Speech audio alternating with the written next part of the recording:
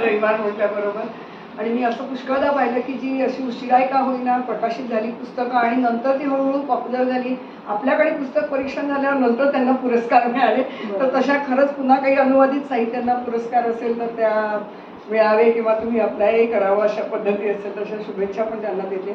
ठकार सरांची पण आज प्रकर्षाने आठवण आली. मला एक ॲम्फी थिएटरला तिथे सेमिनार अटेंड केलेला आठवतो आणि त्याच्यावर त्यांनी अनुवाद म्हणजे कसे असावे किंवा कसे करायला पाहिजे त्याच्यावर खूपच छान दिलं होतं. मध्यंतरी मला वाटतं गीता जोशी मॅडमचं एक काय संस्कृती होतं ते एक पुस्तक विदेश संस्कृती नाही संस्कृती रंग नावाचं पण एक पुस्तक त्यांनी वाचलं होतं. मग तेही त्यांनीच दिलं. तसंच सांगितलं होतं की एखाद्या परदेशातील व्यक्ती कॅरेक्टर किंवा त्यांची शिष्टाचार पद्धती म्हणजे काय म्हणतो वर्ड टू वर्ड आपण भाषांतर नाही करू शकत. मग ते भाषांतर म्हणजे भाषांतर आणि अनुवादमध्ये काय फरक आहे.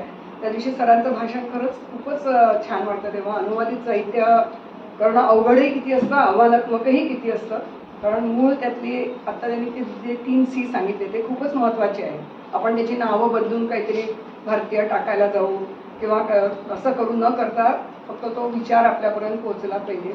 आणि आत्ताच्या त्यांच्या माहितीतनं मला अगदी म्हणजे आता अनुभव आला की त्या शाळा कॉलेजमध्ये किती सुंदर पद्धतीने मुलांना ते समजावून सांगत असणार आहे.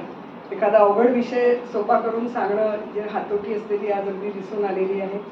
निहारिका बुक क्लबच्या वाचकांना सगळ्यांना नक्कीच खूप आवडेल.